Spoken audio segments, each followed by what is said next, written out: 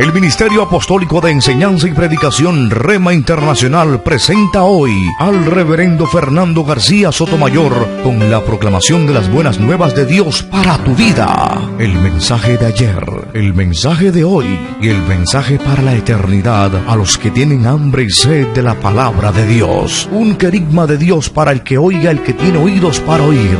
Escuche el dabar del Eterno a las naciones. Ahora es el tiempo para recibir el rema del Espíritu Santo a tu espíritu. Escuchemos con fe la memra del Señor para el alma.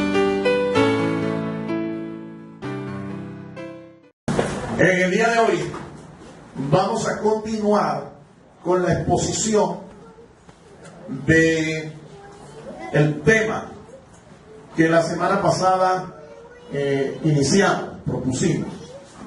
Hemos titulado ese tema el perfil de un restaurador. El perfil de un restaurador, y hemos tomado como base bíblica el capítulo número 9 del libro de Esdras. Hemos tomado capítulo 7 del libro de Esdras, capítulo 7, y hemos tomado el perfil de Esdras, aquel copista, aquel escriba, sacerdote que Dios usó en este tiempo para promover una obra de restauración en su pueblo, en su nación, el pueblo de Dios. Hemos presentado el perfil de este hombre y la disertación, según lo estuvimos explicando, tenía 4 puntos, pero solo alcanzamos a compartir 2 de ellos, ¿sí? En el día de hoy vamos a continuar con las otras 2 cualidades que caracterizan a este hombre y lo constituyen, lo revelan como un restaurador. Ahora, queremos aclarar que Esdras no fue el único al que Dios usó en este tiempo de restauración que se dio después de los 70 años de cautiverio que el pueblo sufrió allá en Babilonia, y que después pasó al dominio de los medos y persas, cuyos reyes favorecieron este proceso, porque Dios comenzó despertando el espíritu del gran rey Ciro, aquel hombre que su vida, hasta su nombre, fue profetizado muchos años antes en boca del profeta Isaías. En el capítulo 45, el Espíritu Santo puso en boca de este profeta el nombre de aquel rey, Ciro el Grande, y desde allí comenzó ese proceso. Entonces, en este proceso de restauración, Dios usó hasta reyes paganos,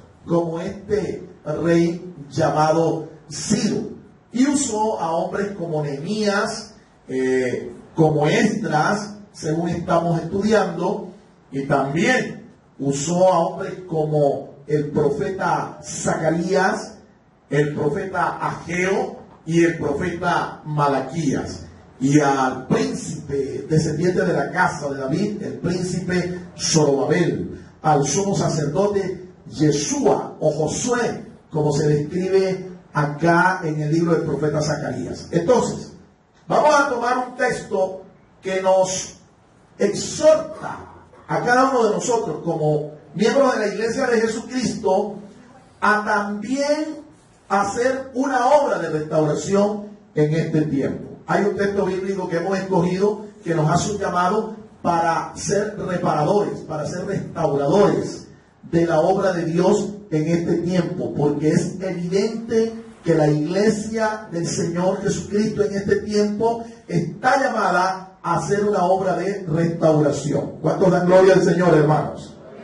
Pero Dios quiere usarte a ti, así como usó a Esdras, para ser un restaurador. Vamos a leer el texto, y está exactamente Isaías capítulo 58, capítulo 58, verso 12. y leemos todo el verso 12. Búsquenlo, por favor. Esa va a ser nuestra base textual en el día de hoy. Libro del profeta Isaías, capítulo 58 y el versículo 12. Tengo la plena certeza de que cuando Esdras propuso en su corazón ser un instrumento de restauración, en su corazón este pasaje inspirado del Señor y dado al profeta Isaías, él lo tenía en su corazón y se identificó con esta palabra, con este llamado. Vamos a leer Isaías capítulo 58 y el versículo número 12. Y los tuyos edificarán las ruinas antiguas, los cimientos de generación y generación levantarás, y serás llamado reparador de portillos, restaurador de calzadas para habitar. Amén. Dios nos bendiga, hermanos, por esta palabra. Vamos a volverlo a leer, por favor. Síguelo allí en su Biblia, la lectura de este glorioso pasaje. Y los tuyos edificarán las ruinas antiguas, los cimientos de generación y generación levantarás, y serás llamado reparador de portillos, restaurador de calzadas para habitar. Amén. Gracias te damos, Padre Santo, por tu palabra. Señor, aquí estamos ante tu presencia, dispuestos a recibir tu bendita palabra. Ayúdanos, Señor, a entenderla. Abre, Señor, nuestros sentidos espirituales en esta mañana. Quita toda sordera espiritual, toda dureza del corazón. Llévate, Señor, toda ceguera y permite que la luz de tu palabra alumbre nuestro entendimiento. Gracias, Padre, porque tú has prometido guiarnos con tu Espíritu Santo hacia todo lo que es sano, todo lo que es verdadero, todo lo que es edificante. Haznos entendidos de tu palabra. Haznos, Señor, hombres y mujeres inteligentes espiritualmente. Te lo rogamos, Padre, en el nombre de Cristo Jesús. En Él te damos las gracias. Amén, amén y amén. Puede tomar su lugar, amado hermano. Entonces reitero nuestro tema, el perfil del restaurador, en la segunda parte. Estuvimos hablando de que Esdras como restaurador tiene unas cualidades que lo caracterizan.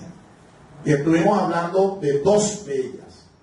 El cuadro completo nos muestra a un hombre con cualidades excepcionales, cualidades sobresalientes, porque para ser un restaurador se necesita esto realmente.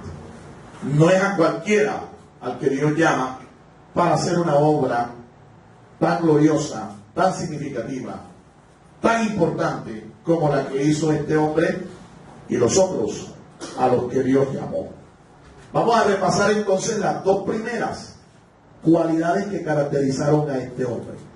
Y hacemos así una pequeña introducción para luego entonces desarrollar los dos puntos que nos restan de esta disertación. Así que escuchemos entonces la primera de estas características. ¿Cuál fue? La recordamos. Tiene un linaje santo. Tiene un linaje santo. Eso quiere decir que tiene una ascendencia santa. Efectivamente, la Biblia nos muestra allí de dónde venía Esdras. Esdras, además de tener el oficio profesional de ser un copista de las Escrituras, un escriba, un hombre erudito, un hombre docto, un profesional. No era cualquiera quien hacía este trabajo. Él, además de tener este oficio, era del linaje del sacerdote Aarón, que fue el primer sumo sacerdote que Dios estableció en la nación. Dios llamó a la familia de Aarón para que ejercieran el sacerdocio en el pueblo de Israel. Y vimos allí, recordando lo que ya estuvimos exponiendo, que en la línea sacerdotal de Esdras hay sacerdotes importantes, como por ejemplo Hilcías. ¿Quién fue Hilcías? Este Hilcías fue un sacerdote al que Dios usó durante el tiempo del reinado de Josías, un rey piadoso en el reino del sur en Israel, que se destacó durante ese tiempo y que contribuyó a un avivamiento poderoso durante los días de este rey, el rey Josías. Fue el último rey piadoso que se levantó antes que la nación cayera bajo el dominio de los babilónicos. Y hay otros sacerdotes allí que son destacados, fueron sacerdotes importantes, significativos, como por ejemplo el que ejerció el sacerdocio durante el reinado de David, el que ejerció el sacerdocio durante el reinado de Salomón, su hijo. Hombres destacados, hombres importantes. Entonces nosotros nos preguntamos, ¿por qué hay en ese capítulo 7 de Esdras, por qué hay una lista tan detallada? ¿Por qué tantos nombres? ¿Cuál es el propósito? El propósito, reitero, es mostrarnos que Esdras no fue un aparecido, sino que Esdras tenía un linaje. Así que tenía la autoridad y el respaldo de Dios para hacer la obra que hizo. Además de ser un copista, un escriba, él tenía autoridad sacerdotal. Y lo más seguro es que Esdras fue sumo sacerdote durante ese tiempo. Tenía también el respaldo de las autoridades civiles, porque él fue enviado con un decreto. Un decreto que dio el rey persa del momento, Artajerjes. Le dio este decreto. Y Esdras entonces, preparado, respaldado, procede a hacer la obra que hizo. Aproximadamente unas 2.000 y más personas regresaron con él hasta Jerusalén, ¿sí? Y comenzaron a hacer la obra de restauración moral, ética y espiritual del sacerdocio y de la nación. Ahora nos preguntamos, bueno, esto fue glorioso de parte de Dios para con Esdras, pero ¿y nosotros qué? ¿Acaso nosotros también tenemos un linaje santo? Y dijimos que sí, porque el apóstol Pedro nos revela esta gran verdad. Allá en su primera epístola, en el capítulo 2 y el verso 9, el apóstol Pedro, inspirado del Señor, dice que tú y yo también tenemos un linaje santo, que fuimos llamados por el Señor, rescatados por el Señor, y que Dios nos dio la bendición de disfrutar de las promesas de un nuevo pacto y de un nuevo sacerdocio. ¿Cuántos dan gloria al Señor por eso, hermanos? Dice el apóstol Pedro, mas vosotros sois linaje escogido. Ahí lo tienes. Primera de Pedro 2:9. Real sacerdocio, o mejor, sacerdote del rey. Pueblo adquirido por Dios. Así que también tenemos linaje santo. Tenemos un estatus espiritual. Tenemos no solamente ese estatus, tenemos no solamente ese linaje, sino que también tenemos un sentido de misión en la vida. Porque San Pedro inspirado dice que todas estas cosas nos las ha dado Dios para anunciar las virtudes de Dios, del que nos llamó de las tinieblas a su reino de luz. A su nombre, a su nombre. Así que tú y yo también tenemos un linaje santo. Alabado sea el nombre del Señor. Tenemos credenciales, tenemos respaldo, tenemos llamado de parte del Señor para hacer la obra a la que Dios nos está llamando en este tiempo. A restaurar todo lo que está torcido. Como le dijo Dios al profeta Isaías, ahí en el pasaje que leímos. Usted y yo tenemos el llamado de ser reparadores, de ser restauradores, de levantar las ruinas, o de las ruinas levantar la obra de Dios. Amén. La segunda cualidad, la segunda característica, vamos a recordarla. ¿Cuál es? Tiene un propósito firme. Esdras dice que tenía un propósito firme. Esdras era un hombre de resolución. Esdras era un hombre de un solo año, de determinaciones. Esdras no era un creyente carrerilla, ¿entiendes? Que tienen que empujarlo para que se mueva. No, Esdras era un hombre proactivo. Él no esperaba que le dijeran, haga esto, haga lo otro. No, él se dispuso, él propuso en su corazón hacer la obra de Dios. Y mientras que el primer retorno de judíos se estableció en la tierra, construyeron el altar, el templo, transcurrieron unos 70 años en los que este varón de Dios propuso en su corazón prepararse. Se educó, se formó, se fogueó, estudió las Escrituras, se preparó. Allá en el versículo 10 del capítulo 7 dice que él las propuso en su corazón estudiar las Escrituras, prepararse en ellas, vivir aplicando estas Escrituras a su vida para después enseñar. Y eso fue a lo que vino. En el decreto que el rey Artajerjes le da, a Esdras se le dice que él tiene que enseñarle la ley de Dios a su pueblo, al pueblo del Señor. Y Esdras se preparó para eso.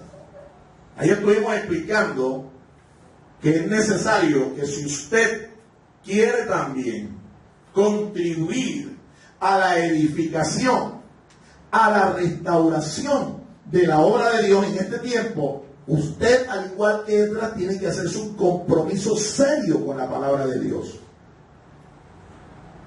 Un compromiso serio implica dedicar un tiempo para estudiar, para meditar, para conocer las Escrituras, para que las Escrituras lo equipen a usted. Las Escrituras le den los recursos que usted necesita para hacer esta obra. Nosotros hemos enfatizado esto en nuestro ministerio y tenemos una filosofía. Si usted quiere servir a Dios en una obra, en un ministerio local, usted tiene que prepararse, usted tiene que comprometerse. Y por la misericordia y la gracia de Dios, nosotros tenemos la oportunidad de capacitarlo no solamente mediante un discipulado básico en la iglesia, sino que tenemos un programa de educación formativo a nivel teológico, bíblico y ministerial en este lugar. Nuestro ministerio le ofrece a usted también la oportunidad de capacitarse sistemáticamente en la palabra de Dios. Y hemos aplicado como filosofía que mentor, líder, un dirigente de la iglesia local que no se prepare en la palabra de Dios, que no estudie sistemáticamente la palabra de Dios, no puede participar en ningún ministerio. Hasta que sienta que esto es un compromiso. Cuando se comprometa y nosotros veamos las manifestaciones claras de un compromiso serio con la palabra de Dios, entonces consideramos que es tiempo de que usted esté liderando un ministerio a nivel local. De pronto esto no es compartido por muchos. Aquí ha llegado gente. Mire, aquí ha llegado, a esta congregación ha llegado gente. A nuestro ministerio ha llegado gente con el deseo de servir. Se han involucrado en la iglesia. Quieren servir a Dios. Anhelan servir a Dios en un ministerio. Pero cuando nosotros le decimos, usted tiene que sentarse, usted tiene que prepararse, usted tiene que educarse, estas personas hasta allí se les acaba el entusiasmo y la decisión de servirle a Dios. Porque creen que esto no es importante. Y yo los he visto llegar, los he visto estar un tiempo hasta cuando se les dice, usted tiene que prepararse. Hasta allí llegan. Y algunos inclusive se han ido de la congregación. Porque no tienen un compromiso serio con la palabra de Dios. Pero nosotros no podemos hacer otra cosa que lo que la Biblia dice. Y la Biblia mostró en Esdras a un hombre comprometido con la palabra de Dios. Comprometido al punto de estudiar, aplicar y enseñar después la palabra de Dios. ¿Cuánto dan gloria a su nombre, hermanos? Así es que creemos definitivamente que Dios va a usar a aquel que tiene compromiso con su palabra. Porque la palabra de Dios no solamente crea en ti ese compromiso con la palabra, sino que la palabra de Dios pone carga en tu corazón, pone visión. La palabra de Dios, como la hermana Teresa lo dice, es la espada del Espíritu y es el arma espiritual más poderosa que tenemos para nosotros ofender, para nosotros lastimar, para nosotros vencer a nuestro enemigo, nuestro adversario.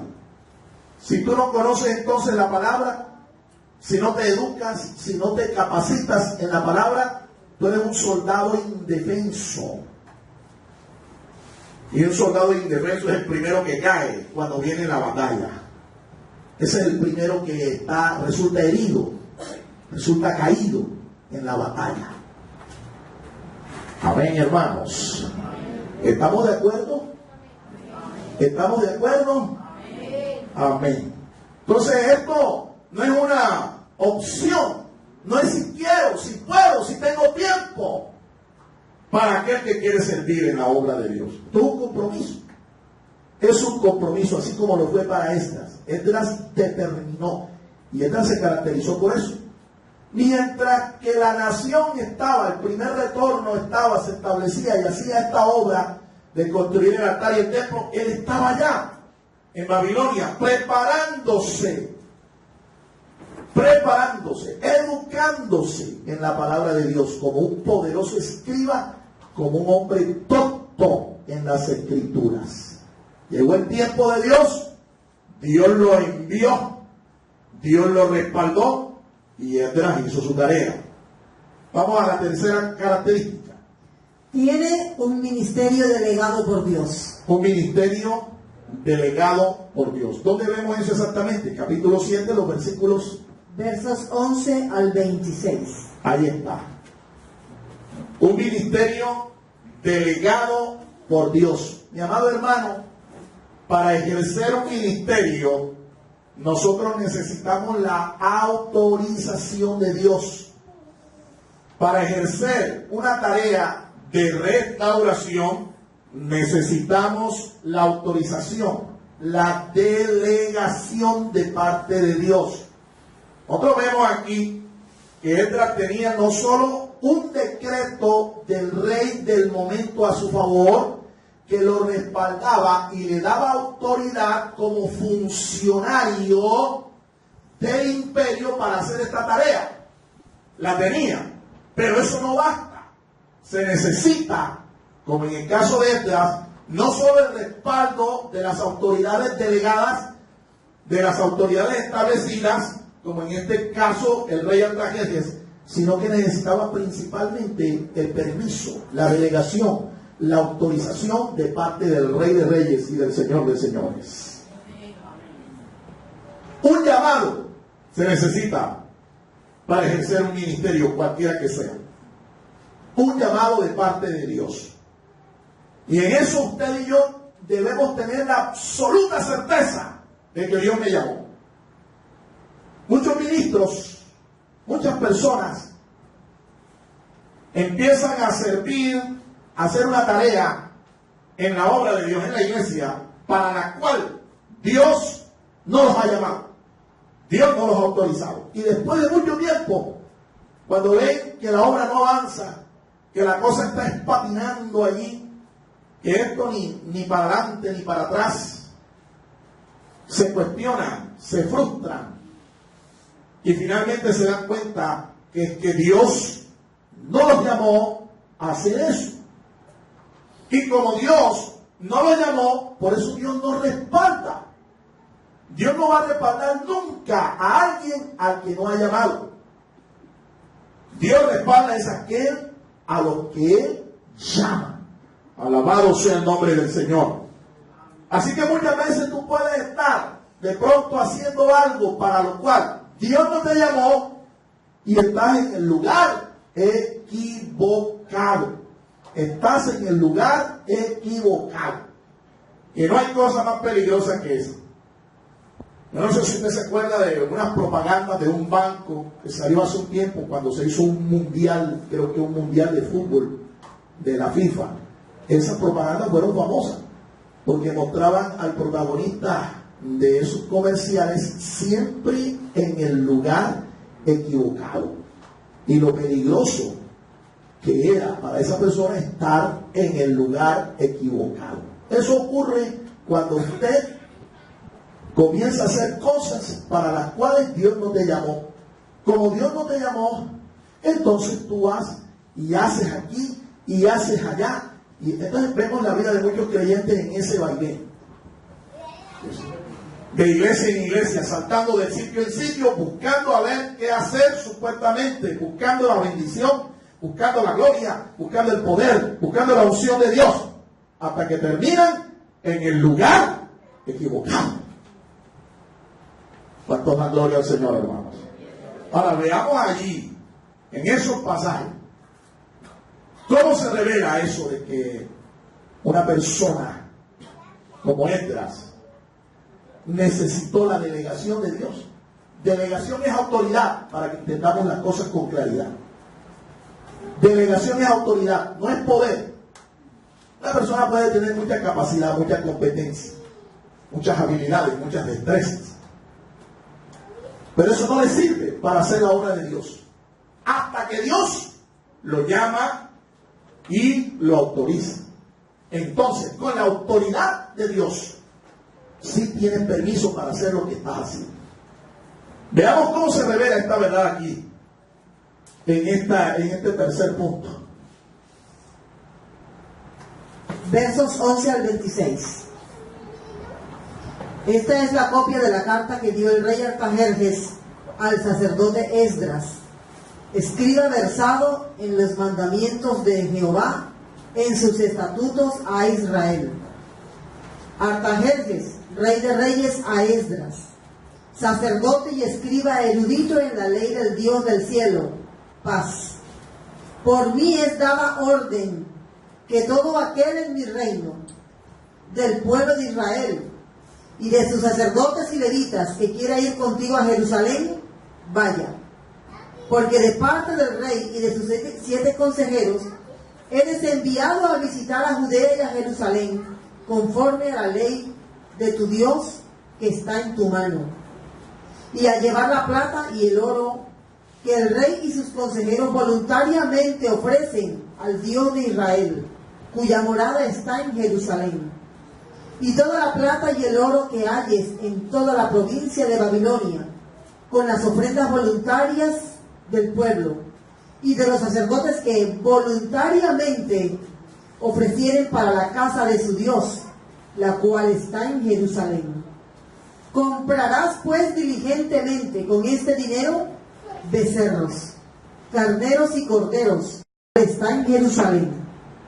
Y lo que a ti y a tus hermanos os parezca hacer de la otra plata y oro, hacedlo conforme a la voluntad de vuestro Dios.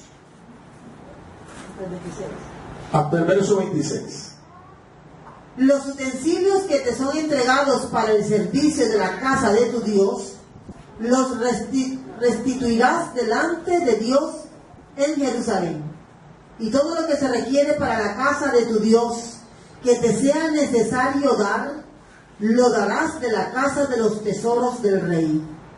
Y por mí, Artajerjes, rey, es dada orden a todos los tesoreros que están al otro lado del río, que todo lo que os pida el sacerdote Esdras, escriba de la ley del Dios del cielo, se le conceda prontamente, hasta 100 talentos de plata, 100 coros de trigo, 100 batos de vino y 100 batos de aceite, y sal sin medida. Todo lo que es mandado por el Dios del cielo, sea hecho prontamente para la casa del Dios del cielo, pues porque habría de ser su ira contra el reino del rey y de sus hijos. Y a vosotros os hacemos saber que a todos los sacerdotes y levitas, cantores, porteros, sirvientes del templo y ministros de la casa de Dios, ninguno podrá imponerles tributo, contribución ni renta. Y tú, Esdras, conforme a la sabiduría que tienes de tu Dios, pon jueces y gobernadores que gobiernen a todo el pueblo que está al otro lado del río, a todos los que conocen las leyes de tu Dios, y al que no las conoce, les enseñarás.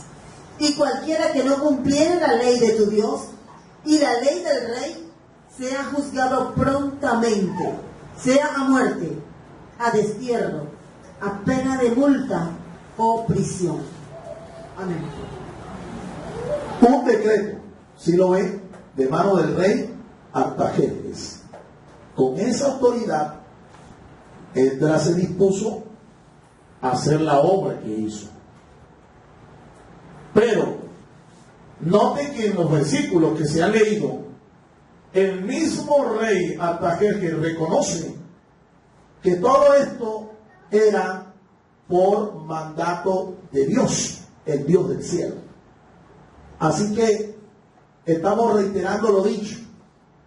Para nosotros poder realizar una obra de restauración, para ejercer un ministerio que contribuya a la edificación del reino de Dios, necesitamos la autorización, la autoridad de Dios.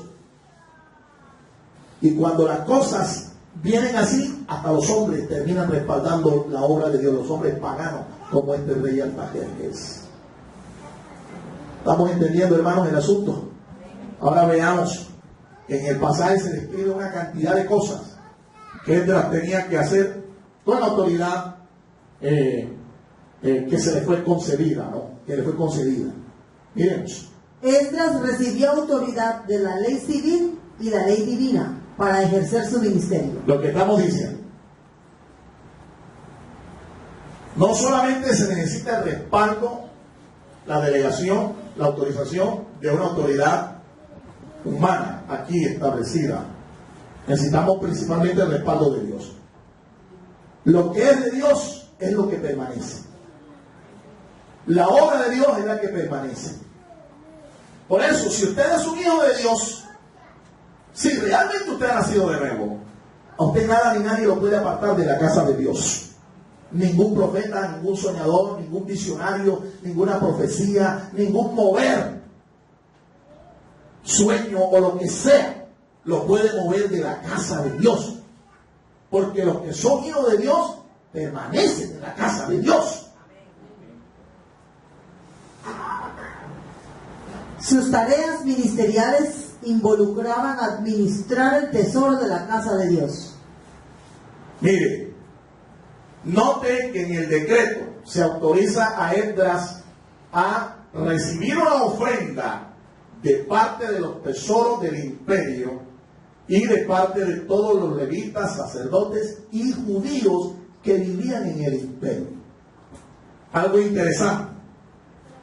Él recibió todo eso, pero también la orden de restituir todo lo recibido en la casa de Dios. Y en los versículos que siguen, Esdras lo hizo fielmente.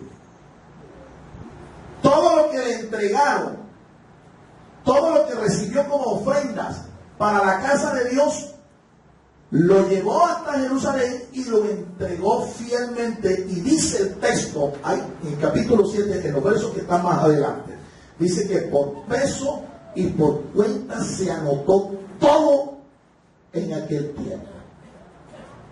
Allí quiero resaltar dos principios espirituales que son fundamentales cuando se está haciendo una obra de restauración, cuando se está ministrando la casa de Dios.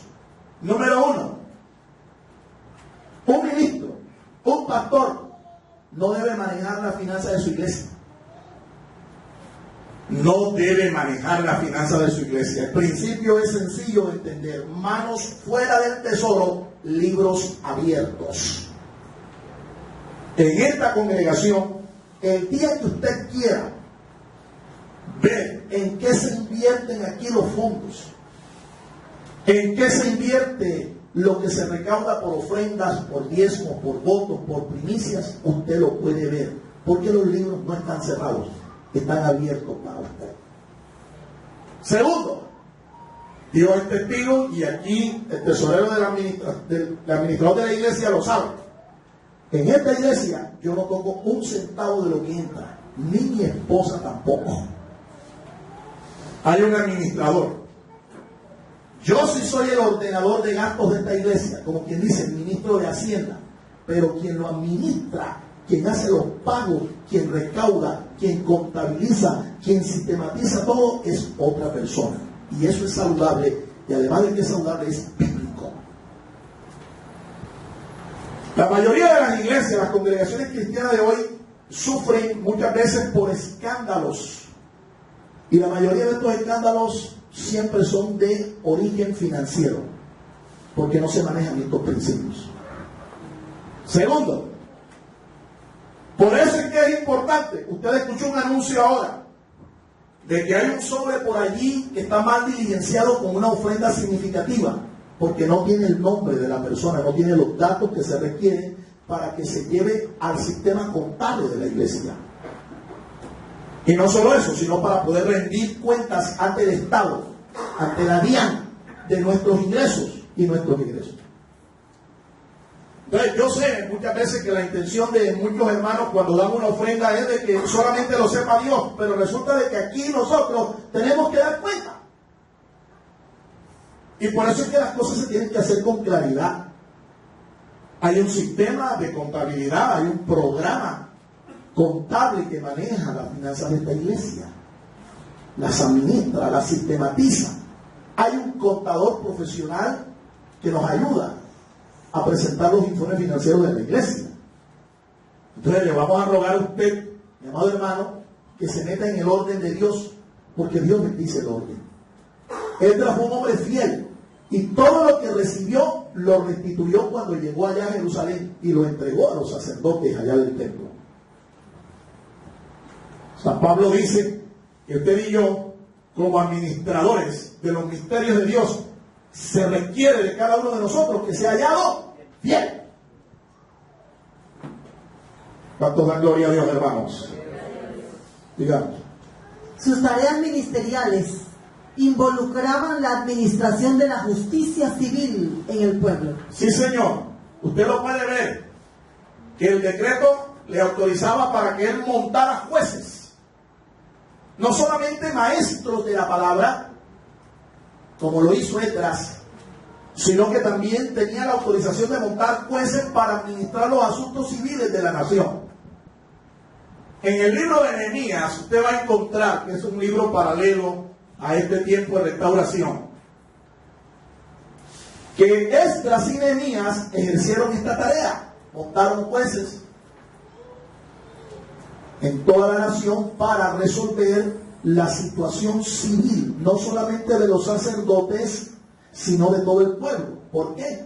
Porque se habían divorciado de sus esposas y habían contraído nupcias, se habían casado con mujeres paganas, pecando contra Dios, desobedeciendo la palabra de Dios que se les dio desde el principio.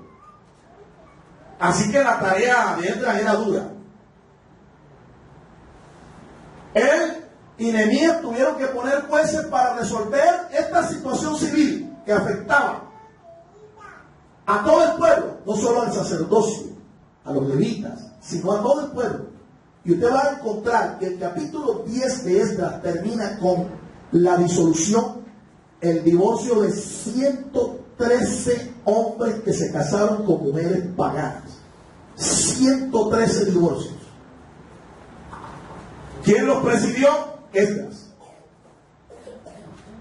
Una tarea bastante difícil, bastante dura en este tiempo, porque nosotros vemos que la situación, la condición civil de muchos hermanos en la congregación no está resuelta, y es un asunto a veces penoso, doloroso, tener que ayudar para corregir la condición civil de estos hermanos. Es doloroso, es penoso, pero es una tarea que hay que hacer. Por eso es que no es cualquiera que sirve para esto, porque aquí le toca a usted bailar con la más fea del paseo, la más fea del baile. Y estas son decisiones que muchos rehusan. Y vean que sea el tiempo quien resuelva la cosa, y no es el tiempo quien va a resolverlo, es usted. Dios lo llamó a eso. Si Dios lo llamó, obviamente. Pero si Dios no lo llamó, no se meta en estas cosas, no se meta en estos asuntos. A su nombre. Sus tareas ministeriales involucraban la enseñanza de la palabra de Dios. No solo, repito, la administración de la justicia civil, sino también la enseñanza de la palabra de Dios. Y Esdras estableció un modelo como maestro. Mire, ese modelo también lo vemos reflejado en la vida del Señor Jesucristo. Esdras primero estudió, se preparó, él se capacitó, Esdras. Después aplicó esa palabra a su vida. Él vivía de acuerdo a lo que había aprendido. Y eso es lo que se espera de todo aquel que está aprendiendo la palabra de Dios, que viva conforme a lo que está aprendiendo de la palabra de Dios.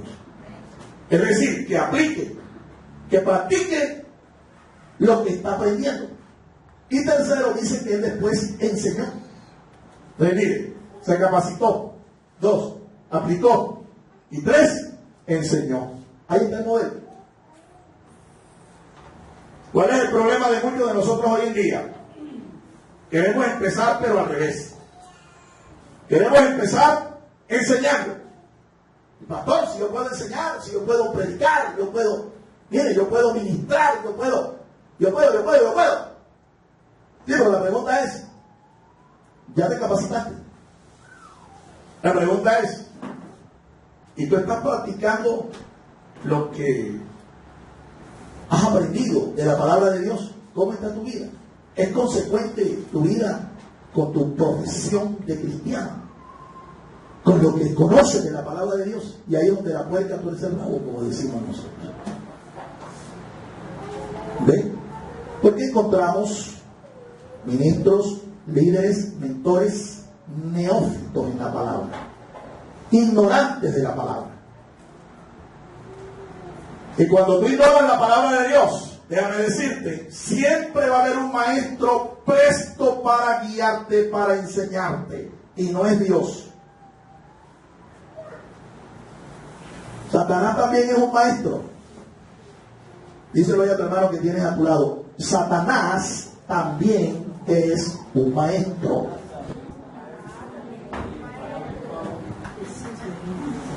¿Sí ves? ¿Cuántos dan gloria a Dios, hermanos? Cuando tú no te dejas discipular, doctrinar de un maestro establecido por Dios, Satanás siempre te va a ofrecer al suyo. Y te va a enseñar la palabra de Dios, pero de una manera torcida. La va a torcer. Porque el propósito del diablo siempre será desviarte de la palabra de Dios. Esdras emprendió todo un programa de capacitación y de enseñanza en Israel, después de haberse capacitado él mismo. Esdras es un tipo perfecto de nuestro Señor Jesucristo como ministro de la palabra. Así es. Jesús fue llamado maestro. Y no fue llamado maestro por cortesía, sino porque nuestro Señor también estudió. Pastor, ¿y cómo sabemos que el Señor Jesús estudió? Yo pensé que él había sido lleno del Espíritu Santo y la unción le enseñó. Bueno, él sí fue lleno de la unción, él sí fue lleno del Espíritu Santo. Cuando Juan el Bautista lo bautizó allá en el río Jordán, dice las Escrituras que el Espíritu Santo descendió sobre él en forma como de paloma y fue lleno del Espíritu. Pero también él se capacitó. Y todo judío tenía que hacerlo si quería ejercer públicamente un ministerio como maestro, como rabino. El proceso de todo judío que cumpliera la justicia de la ley mosaica era el siguiente: a los 8 días de nacido tenía que presentarse en el templo, o tenían que presentarlo, ¿no? Es un bebé, 8 días de nacido. ¿Para qué? Para que lo circuncidaran, le cortaran el prepucio. Después de los 5 o 6 años de edad, el niño era desterrado de su madre, de quien recibía también las primeras instrucciones espirituales. A los 6 o 7 años iba a una sinagoga, y en la sinagoga era instruido por un rabino, hasta la edad de 12 años los varones, 13 años las niñas. A esa edad un niño o una niña se presentaba en el templo de Jerusalén para ser examinado y ser consagrado como hijo de la ley. La ceremonia se llama el Bar Mitzvah para los hombres, y para las niñas el Bat Mitzvah. Bat Mitzvah. Así que ya sabe que varón en hebreo se dice Bat, y mujer o hembra se dice ¿cómo? Bat. Por eso el nombre de las mujeres, el ministerio de las mujeres. ¿Cómo se llaman las mujeres? Acción. ¿Las hijas de quién? De Sion. Después de presentarse ante los ancianos del templo en Jerusalén, eran consagrados. si pasaba en el examen. Nuestro Señor Jesús hizo el examen. ¿Se acuerda usted lo que pasó según Lucas cuando tenía 12 años de edad? ¿Se acuerda? Estaba en el templo y estaba reunido con los ancianos, y los ancianos se sorprendían de la sabiduría del muchacho con 12 años de edad.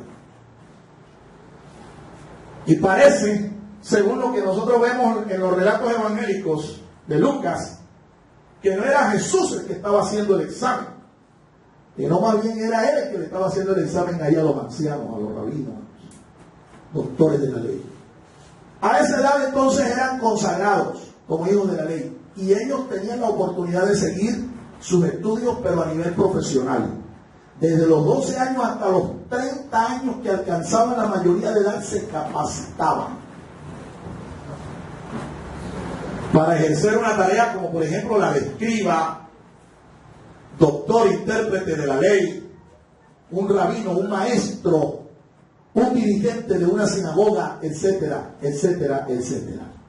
¿Cómo sabemos que a Jesús o que el Señor pasó este proceso? Porque es que a él lo llamaron rabí, y no solamente sus discípulos, sino también, entre otros, algunos colegas, como por ejemplo el gran maestro, el gran rabán de Israel llamado Nicodemo, que se acercó a Jesús una noche para conversar con él. Y dése cuenta usted la forma como Nicodemo saluda al maestro.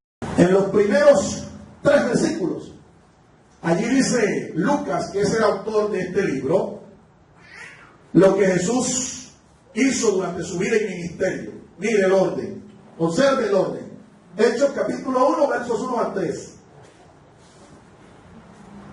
En el primer tratado, oh Teófilo, hablé acerca de todas las cosas que Jesús comenzó a hacer y a enseñar, hasta el día en que fue recibido arriba, después de haber dado mandamientos por el Espíritu Santo a los apóstoles que había escogido. Amén. Vamos a leer hasta ahí. Mire cómo termina el verso 1, el final del verso 1.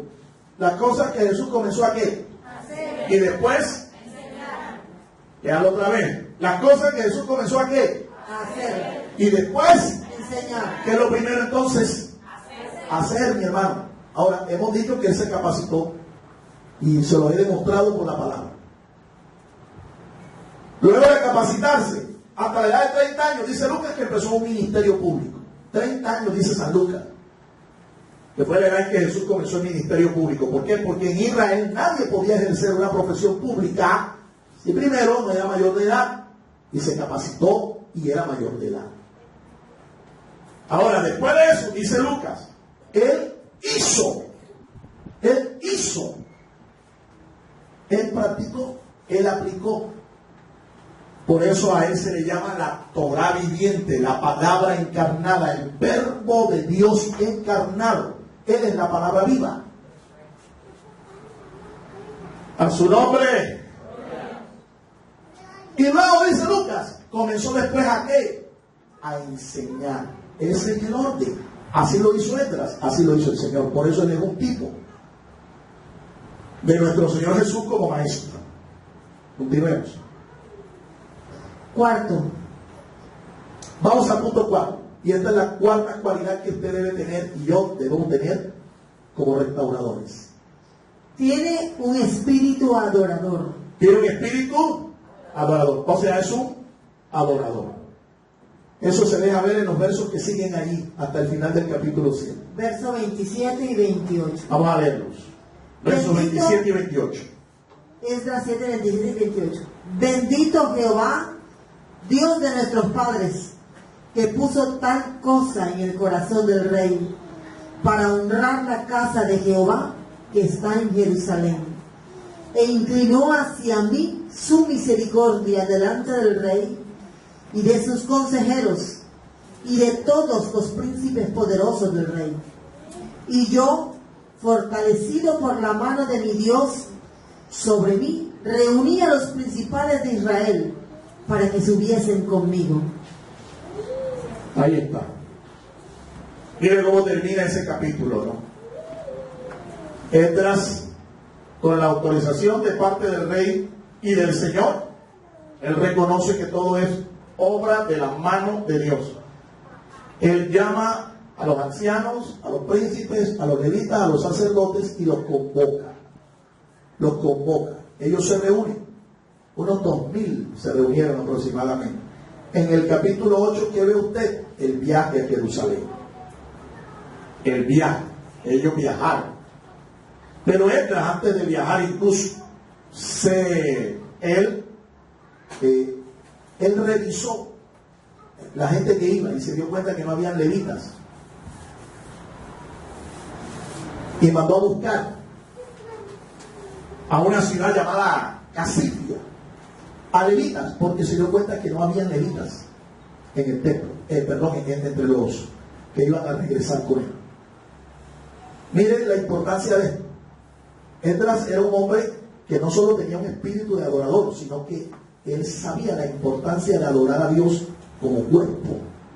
Ahora rato usted escucha un anuncio que aquí hay un día de ayuno establecido en la congregación, el día sábado. Es un ayuno corporativo, es el ayuno congregacional, pero la gente no está viniendo, los hermanos no están viniendo. Y eso es delicado, eso es de cuidado. Esdras se cercioró de que los que fueran con él fuera un grupo de gente completa, dedicada a la tarea que él iba a hacer. Esa tarea no la iba a hacer solo. Se necesitaban a los levitas y los mandó a buscar. Y después de eso convocó un ayuno y ayunaron allí. Ellos partieron a la ciudad de Jerusalén sin escolta, sin nadie que los protegiera en más de 1000 kilómetros de viaje. Era obvio que en el camino iban a haber peligros, asaltantes, riesgos. Llevaba un tesoro, un botín bastante grande. Entre el botín que llevaba, dice el texto bíblico, que llevaba 100 talentos de oro.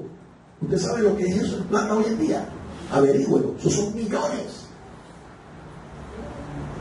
Y él oró y ayunó antes de hacer el viaje, antes de hacer la partida. Qué importante es que usted y yo, antes de iniciar la jornada diaria, por lo menos nos inclinemos delante del Señor para que Él nos acompañe durante el día. Ahora, si es para viajar, importante que no solo oremos, sino también que ayunemos.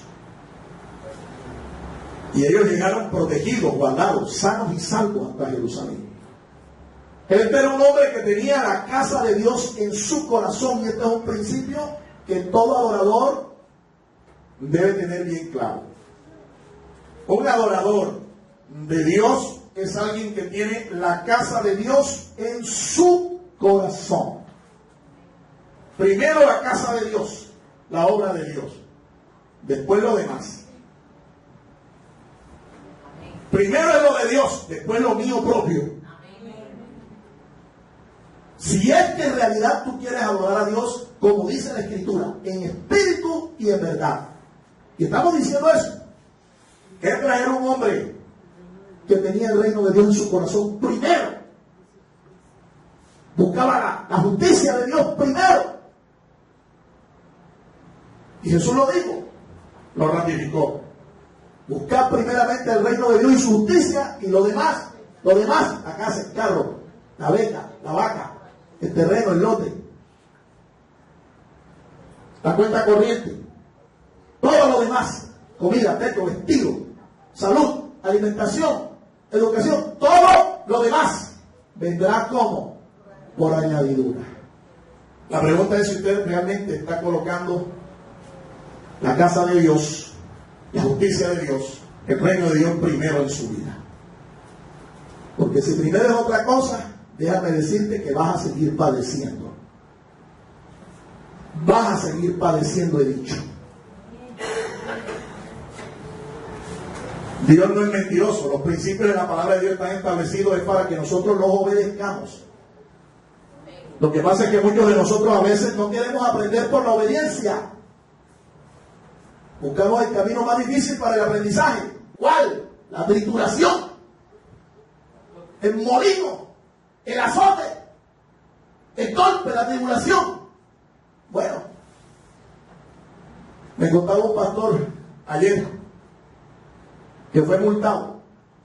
Él iba en una moto y se atravesó un sitio que no tenía por qué atravesarlo. No vio un anuncio, no lo vio. El anuncio decía: no cruce, haga el giro más adelante. Y él no lo vio. Y me contaba el pastor que después que atravesó lo detuvieron las autoridades. Le dijeron: usted ha cometido infracciones. ¿Cuál? Siempre he pasado por aquí, nunca he cometido infracciones. Los documentos, otros documentos. Usted violó una norma y le mostraron: ¿usted no vio el anuncio? Dice: bueno, la verdad es que no lo vi. No vi el anuncio. Ese anuncio tiene que ser nuevo. Le dijeron: sí, es nuevo. Pero el hecho de que usted ignore, el hecho de que usted desconozca que aquí hay una ley y que usted no la haya obedecido, no lo exime de culpabilidad. Así que tiene que pagar un comparendo de 400,000 pesos. Es lo mismo que a veces pasa en la vida de muchos creyentes. Hay era que yo no sabía. Yo no conocía que la palabra de Dios decía eso. Bien, eso no te exime de culpabilidad. La ignorancia no te exime de culpabilidad. Dios se ha revelado, su palabra está escrita, sus principios están ahí bien claros. Usted tiene que conocerlos, ser diligente en conocerlos, practicarlos, para que su vida sea una vida en bendición, en victoria. Amén. Estas son entonces las cualidades de un auténtico y genuino restaurador. Vamos a repasarlas rápidamente. Número 1, tiene un linaje santo. Tiene un linaje santo. 2, tiene un propósito firme. Tiene un propósito firme. 3, tiene un ministerio delegado por Dios. Un ministerio delegado por Dios. Y número 4, tiene un espíritu adorador. Póngase de pie, mi amado hermano. Vamos a concluir en esta manera. Escuchen. Escuchen con atención. Vamos a concluir la administración en esta mañana.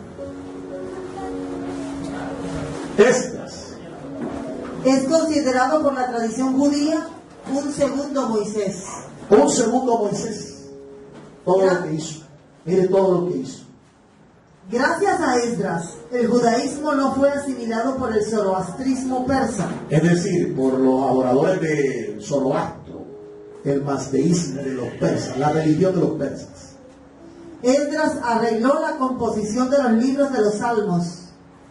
Compuso primero y segundo de Crónicas. Compuso el libro que lleva su nombre y el de Nehemías. Compuso el Salmo 119. Fundó la gran sinagoga. Cerró el canon del antiguo pacto. E instituyó las sinagogas como lugar de estudio y oración de los judíos. Todo eso lo hizo Esdras. Ya ven. Y tenemos que darnos cuenta de que Esdras es un personaje que ha tenido poco reconocimiento, pero es un hombre que hizo una tremenda obra de transformación y de restauración en sus vidas. Ponga la mano ahí sobre su hermano que tiene a su lado y vamos a dar gracias al Señor por esta palabra. Y vamos a pedir al Señor que nos dé un espíritu como el que le dio a Esdras. Él le dio un perfil de restaurador. Y reitero, tal vez tú tengas no solamente una tarea como restaurador en tu comunidad, en tu iglesia, sino una tarea de restaurador en tu propia casa, tu propia familia, tu relación personal. Pídele a Dios que te ayude, que te capacite para que tú puedas hacer esa tarea también. Padre, gracias te damos por tu palabra en esta mañana. Te exaltamos, Señor, te bendecimos. A ti le damos toda la gloria, Padre Santo, toda la alabanza. Tuyo, Señor, es la honra. Tuyo es el poder. Tuya, Señor, es nuestra adoración, nuestra gratitud, Señor. Gracias, Señor. Ayúdanos, Señor, en esta tarea a la cual tú nos has llamado. Danos, Señor, ese perfil que necesitamos para hacer tu obra, Señor, en este tiempo. Reconocemos, Señor, que sin ti nada podemos hacer. Por eso te rogamos, Señor, que tú nos ayudes, nos capacites, nos des la unción, nos des la sabiduría, la inteligencia necesaria para hacer esta obra, Señor. Un día, Señor, escuchar de ti la recompensa por haber hecho nuestra tarea fielmente. Escuchar de ti, Señor, tus palabras cuando nos digas: ten bien, buen siervo y fiel. En lo poco has sido fiel, en lo mucho te pondré. Entra en el gozo de tu Señor. Que esas sean, Señor, las palabras primeras que nosotros escuchemos allá en el tribunal de Cristo, Señor. Podamos recibir de ti la recompensa, el reconocimiento, Señor, porque esto es lo que nos interesa.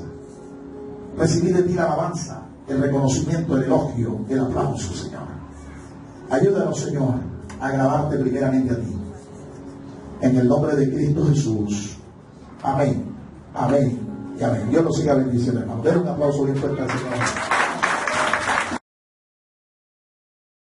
El Ministerio Apostólico Rema Internacional pone a disposición esta predicación. Ofrecemos ministración a simposios, seminarios, campañas evangelísticas, educación globalizada sana y de carácter interdenominacional. Escríbanos a ministerioremainternacional@gmail.com o llámenos al celular 316-270-7181.